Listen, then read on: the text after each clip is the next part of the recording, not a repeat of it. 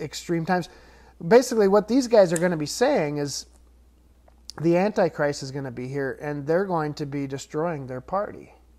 The whole world's going to be excited.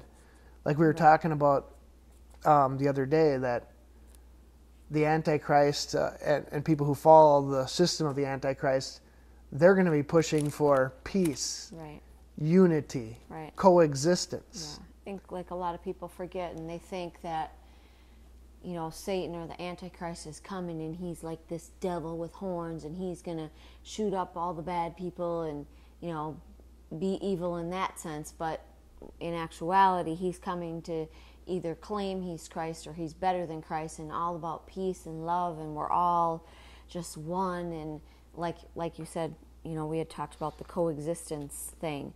That's what he's going to be pushing. Yeah. And so these two witnesses are going to be saying, no, that's not the case. So they're going to be really unpopular. Yeah, these two witnesses are going to be the most hated people that have really ever walked the face of the earth. Basically, preaching against everything that's like PC, everything that we're being brainwashed with right now is opposite of what we're.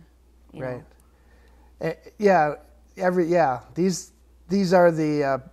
These two witnesses to the world, these are the Antichrist. Yeah, exactly. Yeah.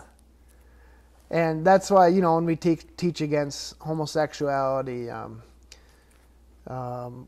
we stay firm that Jesus is the only way. Right. And things like that. That's what these two witnesses are going to stand for. Right. They're going to stand for God's kingdom.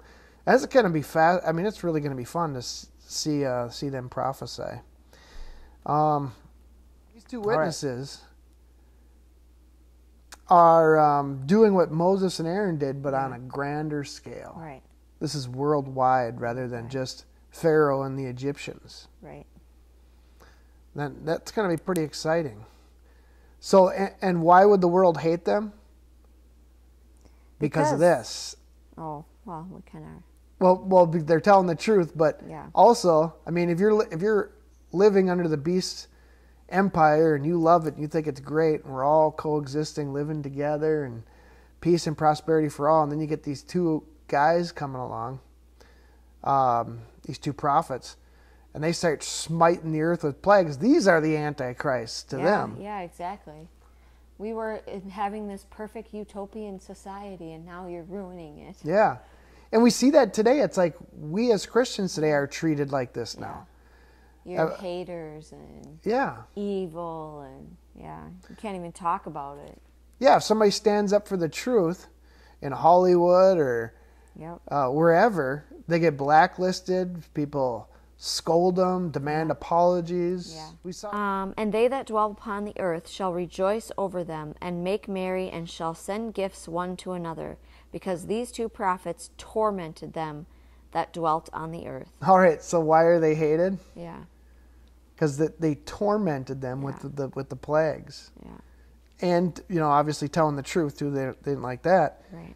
But the primary thing is the torment.